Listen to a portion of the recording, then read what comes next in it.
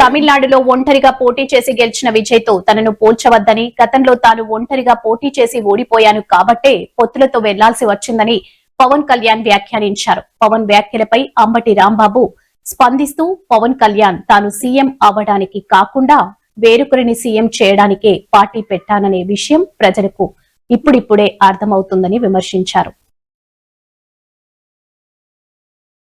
రోజుల్లో జరిగిన ఎన్నికల్లో ప్రత్యక్షంగా ఎలాంటి పొత్తులు లేకుండానే టీవీకే పార్టీని సాధించి సంచలన విజయం సాధించడమే కాకుండా నేరుగా ముఖ్యమంత్రి అయిన ప్రముఖ సినీ నటుడు తలపతి విజయ్కి సంబంధించి ఇప్పటికి కూడా దాని ప్రభావం ఆంధ్రప్రదేశ్లో బాగా పడిందని చెప్పుకోవచ్చు. అక్కడ ప్రకంపన ఇప్పటికి కూడా పొలిటికల్గా వైరల్గా మారిందనడం కూడా అతిశయోక్తి కాదు. ప్రత్యేకించి దీని ప్రభావం డిప్యూటీ ముఖ్యమంత్రి పవర్ స్టార్ పవన్ కళ్యాణ్పై బాగా ఎఫెక్ట్ చూపించిందనే భావించవచ్చు. దీనిపై ముఖ్యంగా అటు ఒక సామాజిక వర్గం కావచ్చు, మరోవైపు ఇతర ప్రజా సంఘాలు కావచ్చు, మరోవైపు ప్రధాన ప్రతిపక్షమైన వైసీపీ పార్టీ కావచ్చు, పవన్ కళ్యాణ్పై దుమ్మెత్తి వస్తున్న పరిస్థితిని అయితే మనం చూస్తున్నాం. ఈ క్రమంలోనే మంగళగిరిలోని సీకే కన్వెన్షన్ హాల్లో జనసేన పార్టీ శ్రేణులకు సంబంధించి పవన్ కళ్యాణ్ హైదరాబాద్లో కోలుకున్న అనంతరం మంగళగిరి చేరుకొని అక్కడ ఒక ఆత్మీయ సమావేశాన్ని అయితే యుద్ధ ప్రాతిపదికన నిర్ణయించడం జరిగింది. ఈ తమిళనాడు ఎన్నికల ఫలితాల నేపథ్యంలో ఆయన ఒకంత అసహనానికి గురవుతున్నట్టుగా కూడా తెలుస్తోంది. అక్కడ సీకే కన్వెన్షన్ హాల్లో జరిగిన సమావేశంలో ఆయన అసంతృప్తితో ఉన్నట్టుగా ఉంటూనే ఒక ఆగ్రహంతో కూడా మాట్లాడడం జరిగింది. తమిళనాడుకు ఆంధ్రప్రదేశ్ సంబంధం ఏమిటని కూడా ఆయన ఒక కోపంగా మాట్లాడడం కూడా ఇప్పుడు శ్రేణులో కూడా పునరాలోచనలో పడేసినట్టుగా చెప్తుంది.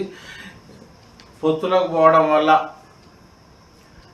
అధికారంలోకి రాగలిగామని ఆయన చెప్పారు. ముఖ్యంగా యువతను రాజకీయాల్లో ఎంకరేజ్ చేయడానికే ఈ జనసేన పార్టీని స్థాపించామని కూడా ఆయన చెప్పారు.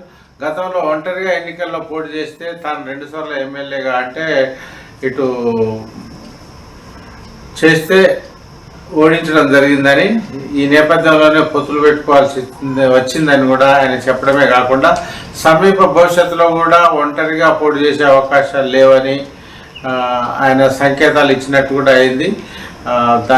ఈ క్రమంలోనే తాజాగా పవన్ కళ్యాణ్ చేసిన వ్యాఖ్యలపై భిన్నాభిప్రాయాలు వ్యక్తమవుతున్న నేపథ్యంలోనే మాజీ మంత్రి వైసీపీ రాష్ట్ర నేత అంబటి రాంబాబు అయితే తీవ్రంగా స్పందించారు. ముఖ్యమంత్రి కావడానికి జనసేన పార్టీని స్థాపించలేదా అంటూ కూడా సూటిగా ప్రశ్నలను సంధించడం అయితే జరిగింది. పవన్ కళ్యాణ్ దీనికి సమాధానం ఇవ్వాలని కూడా కోరారు. అంటే ఎప్పుడైనా తన కోసం పార్టీని స్థాపించలేదని, ముఖ్యమంత్రి పదవి కోసం పార్టీ స్థాపించలేదని, మరెవరో ముఖ్యమంత్రి కావడానికి ఎన్నికల్లో పొత్తులు పెట్టుకుంటారా అని కూడా ఆయన సూటిగా ప్రశ్నించడమే కాకుండా నిలదీశారు కూడా. దీనికి సంబంధించి సమాధానం పవన్ కళ్యాణ్ నుంచి రావాలని కూడా ఆయన ఛాలెంజ్ చేయడం అయితే జరిగింది. ఎవరో సీఎం కావడానికి పార్టీ స్థాపించారా, లేకపోతే తాను సీఎం కావడానికి ఒంటరిగా పోటీ చేయకూడదని నిర్ణయానికి వచ్చారా, ఈ మాటల్లోని లాజిక్ ఏందో తెలియాలని కూడా ఆయన చెప్పడం జరిగింది. ముఖ్యంగా తమిళనాడు రాజకీయాలను ఆంధ్రప్రదేశ్కు పోలిక లేదంటూ పవన్ కళ్యాణ్ చేసిన వ్యాఖ్యలపై కూడా ఆయన తీవ్రంగా మండిపడ్డారు. వాస్తవానికి మరెవరో ముఖ్యమంత్రి కావడానికి మాత్రమే జనసేన పార్టీ స్థాపించారని మాకు ఎప్పుడో తెలుసు అని ఆయన వ్యాఖ్యానించారు. అయితే తాను ముఖ్యమంత్రి కాకుండా ఇంకొకరి కోసం ఈ పార్టీని స్థాపించారని ఇప్పుడిప్పుడు ప్రజలు అర్థం చేసుకుంటున్నారు అని కూడా అంబటి రాంబాబు అయితే కీలకమైన వ్యాఖ్యలు అయితే చేశారు.